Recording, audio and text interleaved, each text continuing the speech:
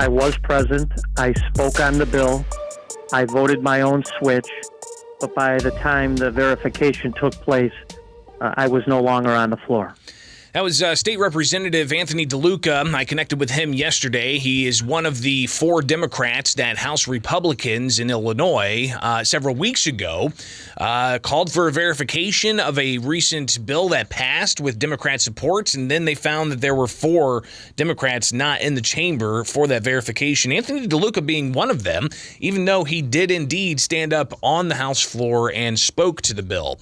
Back at it, Springfield's Morning News. I'm Greg Bishop on 92.7 WMAY, Springfield's News and Talk, and we've covered this now in a couple of different ways. Of course, yesterday we had the conversation with Jed Davis, who is part of the Illinois Freedom Caucus, and he's looking for a ethics investigation into what happened on that Friday, March 24th, after you had bill after bill after bill after bill being brought up and passed.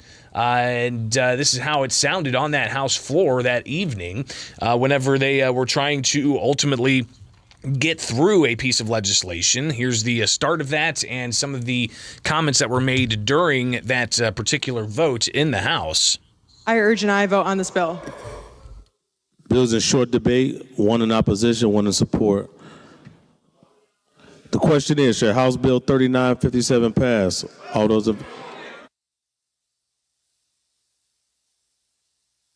Representative DeLuca, for clarification, Representative DeLuca rose in opposition. We have 1 in support. Do you rise in support?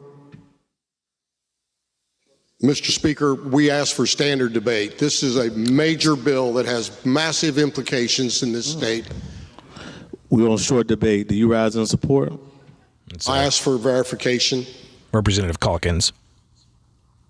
You're not going to use parliamentary tricks. This is a bill that is going to have a huge impact on this state. Representative, I'm remaining in short debate. We'll move to a vote. Would you like verification? Yes. For clarification, you never clarified support, so you were not recognized. We're going to move to a vote. There'll be no verification. So they then had to get a parliamentarian to come in and force a verification vote, which from when the bill passed initially, it was 20 minutes before they came around to it. Republicans saw that there weren't some Democrats in their chairs, so they called for a verification. 20 minutes later, that verification was ultimately allowed, but then you have several not there. They called out, is Representative Buckner there? No, he's not. Remove his name from the affirmative. Is Representative I'm trying to think of Crespo. Thank you. Fred Crespo. Is he there? No, he wasn't there, so they removed his name from the affirmative. Stava Murray, was she there? No, they removed her name from the affirmative. Anthony DeLuca, was he there? No, they removed his name from the affirmative. I reached out to all 4 of those Democrats. Anthony DeLuca was the first to get back to me, the only to get back to me yesterday. And again, here's what he had to say about where he was during that verification. I was present. I spoke on the bill. I voted my own switch.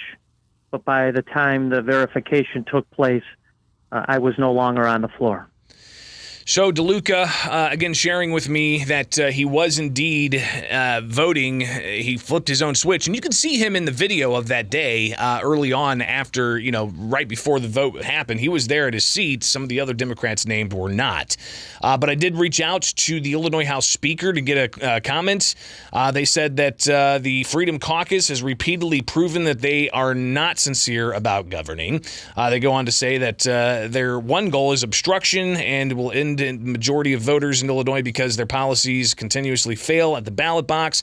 Democrats remain focused on getting the work done and lifting up communities across the state. A Welch spokesperson said, the spokesperson for Emanuel Chris Welch, the Illinois House Speaker.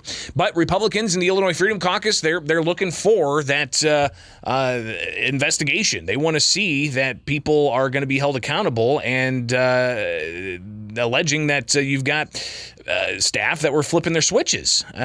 Maybe Republicans have done this in the past, but Jed Davis, he says that this is unbecoming of state legislators and something that he wants to make sure is rectified in the future. We are there to hold up an ethical oath on behalf of the people that elected us, and we just want to ensure that all 118 members are complying with that. So Davis going on further to talk about the significance of the investigation and why it's so important, because you can't have staff voting switches for lawmakers. Maybe who they are went elected. back to their hotel.